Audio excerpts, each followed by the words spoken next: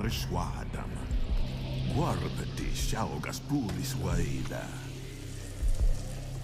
Shanja Isilas Pacha tu gratis Daiwa Prasqua Haucha. Prasqua Tasha Nubatari Yauda Chamcha.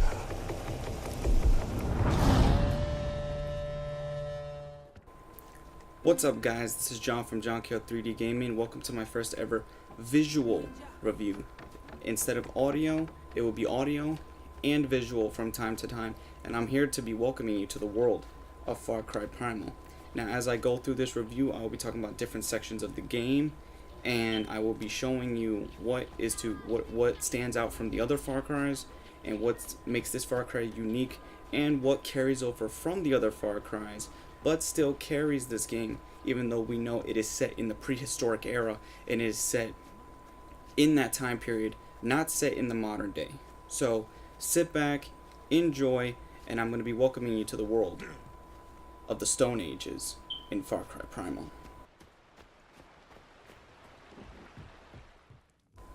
First off, let's talk about its world size and its map and its classic navigations that is familiar to the Far Cry players. If you're familiar with the Far Cry franchise, you already know the layouts of the maps are incredibly huge. But in my case, I feel that Primal has the largest map, different variety of sections, and it's not like multiple islands, multiple sections. We're not on the islands of, I forgot the island in the third game, and we're not in the Himalayas of this game.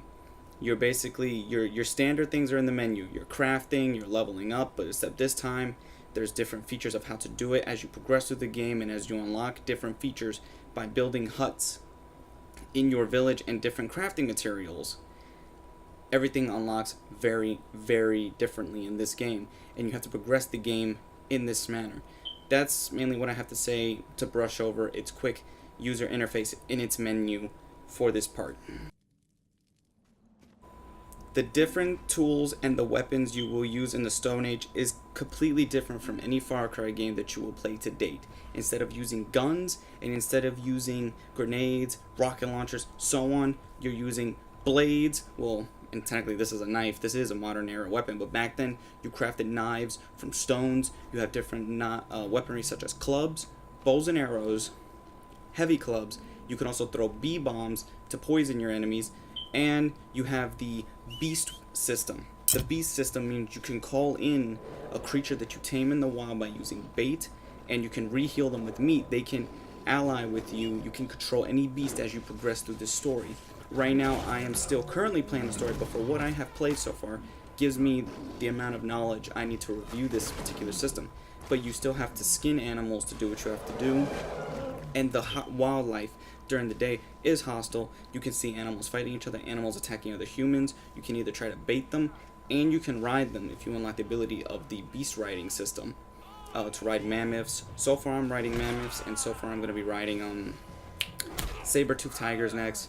You can send your beast to attack different enemy AIs out in the open, because enemies are everywhere. Unlike any other Far Cry game, enemies are everywhere. So make good use of the beast system as you go through the wildlands of Oros.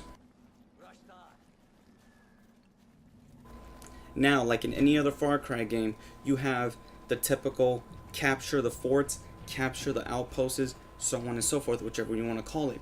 But a unique twist is that this time you can not only clear out the enemies, do it the classic Far Cry style, sneak in, or this game encourages you to actually just go in and beat the shit out of people, because that's how Far Cry this game is, set in that era. But this time you can use your beasts like eagles to help you scout the area. You can use the Stone Age. Believe it or not, they introduced the grappling hook in this era, and the only way you can capture the fort is to light the torches or light these fireplaces to claim it as your own, which this is a unique twist on the Far Cry capturing system, to capture different outposts, give you different waypoints and different areas to scout, level up, and as a bonus, it adds value to your village by adding more villagers.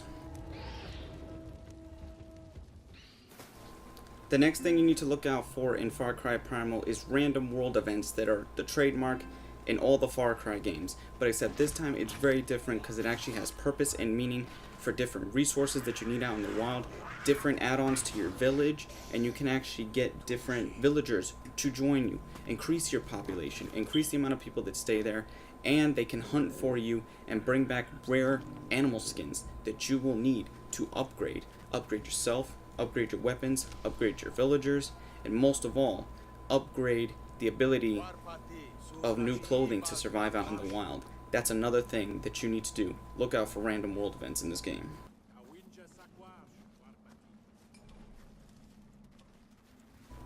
We're at our final part of this video, and the last thing I need to talk about is the hostile wildlife at night. The world completely changes, similar to Dying Light. Things can be at night. Things are far worse at night than they are during the day, and you need to be wary of what goes on. But if you tap R3 and hold it, you can enter what is known Hunter's Vision. Therefore, you can have night senses and see in the dark. The problem is, if you are in the mountain areas or if you are in the snow, you need to keep fire on, keep your weapons ignited, and have enough supplies to resupply in case they burn out.